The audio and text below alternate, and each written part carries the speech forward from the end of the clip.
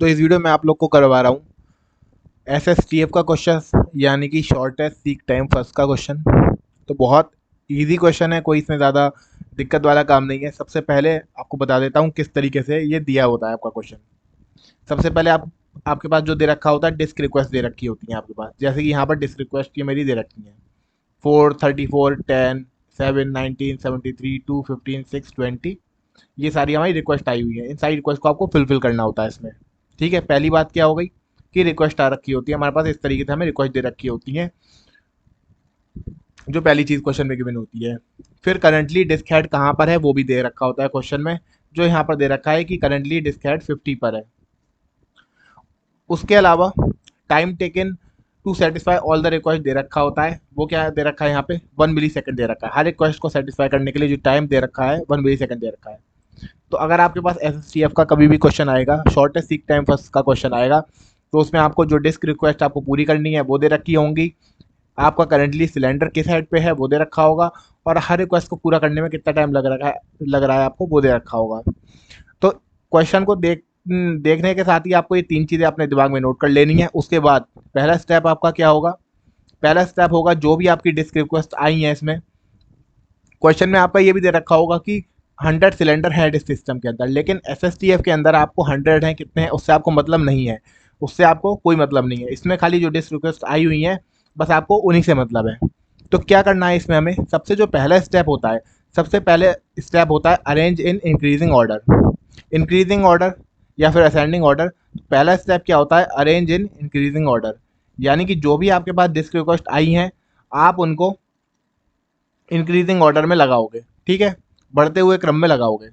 तो पहला काम मैंने यहाँ पर यही किया है, आप लोग देख सकते हो। रिक्वेस्ट पहले 4 आई है, फिर 34 आई है, 10 आई है, 7, 19, 73, 2, 15, 6, 20, इस तरीके से रिक्वेस्ट आई हुई है। लेकिन मैंने क्या करा है, इनको इंक्रीजिंग ऑर्डर में अरेंज कर लिया, यानी कि सबसे छोटी से लेके फिर सबसे बड़ी तक मैंने इसको लगाया है। तो सबसे छोटा कौन सा है, 2 है, तो सबसे पहले 2 आ गया, फिर उससे बड़ा 4। तो इसी तरीके से मैंने इसको यहाँ पर अरेंज करके रख लिया है, 2, 4, 6, 7, 10, 15, 19, 20, 34, 50, 73। अब उसके बाद क्या करना है, आप इसको अरेंज कर लोगे। अरेंज करके इसी तरीके से अपनी कॉपी पर लिख लेना है आपको। उसके बाद क्या करना है, करंटली सिलेंडर हेड हमारा कहाँ पर है वो आपको देखना है। तो सिलेंडर हेड यहाँ पर क्या है, करंटली 50 पर है। तो 50 हमारी उस डिस्क रिक्वेस्ट के अंदर है तो ठीक है, अगर नहीं है तो 50 को भी अपनी ठीक जगह पर लगाना है। तो 50 यहाँ पर हमने अपनी ठीक जगह पर लगा लिया है। 34 से बड़ा है तो, और 73 से छोटा है, तो 34 और 73 के बीच में हमने 50 को प्लेस कर दिया है। तो इस तरीके से आपको जो है करंट हेड जो सिलेंडर जो है करंटली कहाँ पर है उसको भी आपको यहाँ पे लगा लेना है। तो 50 पे है तो 50 को भी हमने यहाँ पर इंक्लूड कर लिया 34 और 73 के बीच में। तो ये पूरा इंक्रीजिंग ऑर्डर में हमारा काम हो चुका है। इसके बाद अगला काम क्या है, उसको आप एक जो है क्या कहते हैं, पॉइंट आउट करने के लिए उसको उस पर गोला मार लीजिए 50 पे, कि ये हमारा जो 50 है यहाँ पे हमारा डिस्क हेड करेंटली है। अब शॉर्टेस्ट सीक टाइम फर्स्ट है, तो शॉर्टेस्ट सीक टाइम फर्स्ट का मतलब आपका क्या है कि जिसका सीक टाइम कम होगा, यानी कि जिस पे आपको पहुंचने में कम टाइम लगेगा, आप पहले उसकी रिक्वेस्ट फुलफिल करोगे। तो यहाँ पर अगर आप देखोगे 50 से आपको रिक्वेस्ट फुलफिल करनी शुरू करनी है। ठीक है, आप 50 से आप देखोगे, 50 से अगर आप 34 पे जा रहे हो या फिर 50 से आप 73 पे जा रहे हो, तो कहाँ पर आपको कम टाइम लग रहा है। तो जैसा कि हम लोग यहाँ पे देख सकते हैं, अगर 50 से हम लोग 34 पे जा रहे हैं तो खाली 16 का अंतर है, और 50 से 73 पे जा रहे हैं तो खाली 23 का डिफरेंस है।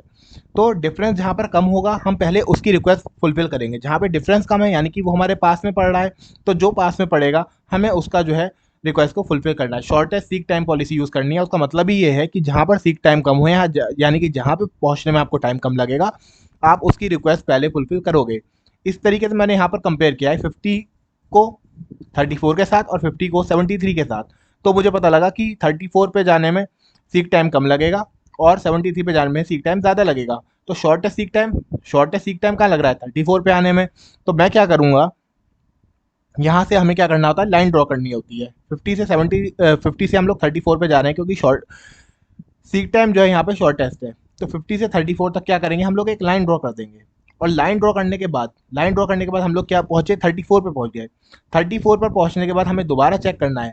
दोबारा क्या चेक करेंगे कि 34, अब 34 को फिर से कंपेयर करोगे, 34 और 20 को कंपेयर करोगे, 34 और 73 को कंपेयर करोगे। जब कंपेयर करोगे तो देखोगे कि 34 और 20 में कितना अंतर आ रहा है। 20 और 34 में हमारा अंतर आ रहा है 14 का। यहाँ पर हमारा अंतर आ रहा है 14 का। और जबकि आप इसको अगर 73 से कंपेयर करोगे, यहाँ पे आपका अंतर आ रहा है 14 का, लेकिन जब आप इसको कंपेयर करोगे किससे, 73 से, तो आपका अंतर बहुत ही ज़्यादा आएगा। ये हमें ऐसी नॉर्मली देखने से ही पता लग रहा है कि 34 और 73 में अंतर कितना आएगा, लगभग डबल का ही अंतर आ जाएगा। तो ये हमें नहीं लेना है, ठीक है। यहाँ पे खाली 14 का अंतर है, तो इंक्रीजिंग ऑर्डर में लगा हुआ है, तो यहाँ पर हमारा अंतर ज़्यादा ही आने वाला है, यहाँ पर हमारा कम ही आने वाला है। तो इस तरीके से हम लोग जो है डायरेक्ट हम यहाँ से इसको अब हमने चेक कर लिया है। अब हमारी ये लाइन यहाँ तक ही पहुँच जाएगी, डायरेक्ट ये पहुँच गई हमारे पास 2 तक। सबकी रिक्वेस्ट हम फुलफिल करते गए, क्योंकि सबसे हमारा शॉर्टेस्ट सीक टाइम जो है शॉर्टेस्ट रहेगा। अगर आप करना हो, आप खुद भी करके देख लेना, हर पॉइंट पे पहुँचने के बाद वहाँ से ये तो हमेशा दूरी पड़ेगा ना आपका 73, चाहे आप 19 पे आ जाओगे, 19 और 15 में आपका फिर से कम पड़ेगा, लेकिन 19 को 73 से मिलाओगे तो आपका ज़्यादा पड़ेगा, है ना। तो जहाँ पर सीक टाइम आपका कम होगा, आप लोग उसकी रिक्वेस्ट को पहले फुलफिल करोगे। इसी तरीके से रिक्वेस्ट फुलफिल करते करते हम लोग कहाँ पहुँच गए, 2 पे पहुँच गए। 2 तक हमने रिक्वेस्ट फुलफिल कर दी। इसके बाद लास्ट रिक्वेस्ट हमारी कौन सी बची है, 73 की बची है। तो लास्ट रिक्वेस्ट बची 73 की। तो अब हमने क्या करा, 73 की रिक्वेस्ट पूरी कर दी, यानी कि हम 2 से कहाँ पे गए, 73 पे गए। 73 पे गए, यानी कि आप 73 के लिए भी आप एक लाइन ड्रॉ कर दो। इस तरीके से हमें लाइन ड्रॉ करके दिखाना होता है पेपर में। ये वाला जो है हमारा ये रफ वर्क है, इसको दिखाना नहीं होता है आपको। ये डिफरेंस आपको अपने माइंड में कैलकुलेट कर लेना है, ठीक है। अब क्या है, अब आपको कैलकुलेशन करनी है यहाँ पे, ठीक है। यहाँ पर जो भी आपको पॉइंट मिलेगा उस पर आपको जो है कैलकुलेशन करनी होगी। यहाँ से शुरू करेंगे, यहाँ कोई कैलकुलेशन नहीं होगी। अब आपको ये पॉइंट मिला यहाँ से दूसरी लाइन बन रही है, और फिर आपको लास्ट पॉइंट मिला ये, तो ऐसे आपको कैलकुलेशन करनी होती है। तो यहाँ पर आप लोग कैलकुलेट कैसे करोगे, हम कहाँ से आए 50 से, और आए कहाँ पे 2 पे। तो जहाँ से आए और जहाँ पर पहुँचे उसका डिफरेंस लेना होता है। डिफरेंस हमेशा आपको पॉजिटिव ही लेना है, यानी कि 50 - 2 ही करेंगे आप लोग, 2 - 50 नहीं करेंगे। तो यहाँ पे क्या कर दोगे आप, 50 - 2 कर लोगे। 50 - 2 अगर आप लोग करोगे तो यहाँ पे आपको मिल जाएगा 48, ठीक है। ये आपको मिला 48। एंड इस पॉइंट पे अब आप लोग कैलकुलेट करोगे, ये वाला पॉइंट आपको मिला। तो यहाँ पर क्या हुआ, आप 73 पे आए, किससे आए, 2 पे। 73 बढ़ा है तो 73 - 2 करोगे, यहाँ पर आप 73 - 2 हुआ। 73 - 2 कितना हुआ आपका, 71। तो ये आपको मिल गया 71, ठीक है। तो ये 71 मिल गया और ये 48 मिल गया, 2 पॉइंट मिल गए, 2 पॉइंट से हमको वैल्यू मिल गई 48 और 71। इसके बाद आपको क्या करना होता है, इसके बाद आपको कुछ नहीं करना, इन दोनों को आप प्लस कर दीजिए। लास्ट में आप इन दोनों को प्लस कर देंगे, यानी कि आपका हो जाएगा 48 प्लस 71। तो 48 और 71 हमारा कितना होता है, 8 और 1 9, 7 और 4 11। इसके बाद जब आपका ये आंसर आ जाता है, उसके बाद लास्ट में आपको दे रखा होता है कि हर रिक्वेस्ट को पूरा करने में कितना टाइम लग रहा है, जो आपको मैंने तीसरी बात बताई थी। यहाँ पर 1 मिलीसेकंड का टाइम लग रहा है, तो 1 से यहाँ पर अगर आप मल्टीप्लाई करोगे भी तो भी आपका आंसर आएगा 119। तो 119 मिलीसेकंड इस क्वेश्चन का आंसर हो गया, यानी कि हमारा फोर्थ वाला ठीक हो गया। इस तरीके से इस क्वेश्चन को आप लोग आसानी से सॉल्व कर सकते हो। यहाँ पर मैंने समझाया है, समझाने में थोड़ा टाइम ज़्यादा लगा है, लेकिन आप विद इन 1 मिनट इस क्वेश्चन को सॉल्व कर सकते हो। ये क्वेश्चन आपके यूनिवर्सिटी एग्जाम में भी पूछे जाते हैं, यूजीसी नेट के एग्जाम में भी पूछे जाते हैं। तो अगर आप लोग इस वीडियो को देखकर कर लोगे एक बार, तो आप लोग इसको 1 मिनट में आराम से कर सकते हो। तो वीडियो अगर पसंद आई हो आप लोग को, तो वीडियो को लाइक ज़रूर करें, कमेंट ज़रूर करें कि किस पे आप लोग और वीडियो देखना चाहते हो, और मेरे चैनल को सब्सक्राइब ज़रूर करें। Thanks for watching.